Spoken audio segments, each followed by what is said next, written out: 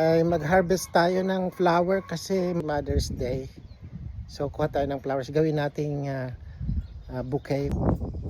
Yan, kuha tayo yan. Kuha tayo ng rose. Tapos bahala na, marami tayong rose.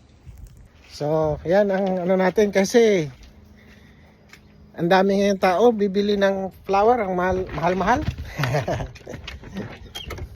Yan, kuha tayo ng flower dito. Yan. Ito nakuha natin na flowers. Para sa kanya. Dahil lang dyan sa backyard, hindi na kailangan bumili. Diba? Maganda na, ano? So, we will get flowers. Kuha tayo ng flowers dito. Kakat natin, dagdag natin dito. So, may flowers na for Mother's Day. Diba? No need to buy. So, how's that? Kinat ko lang sa backyard.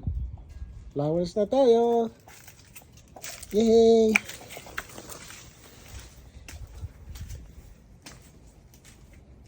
Ayan. Ayan.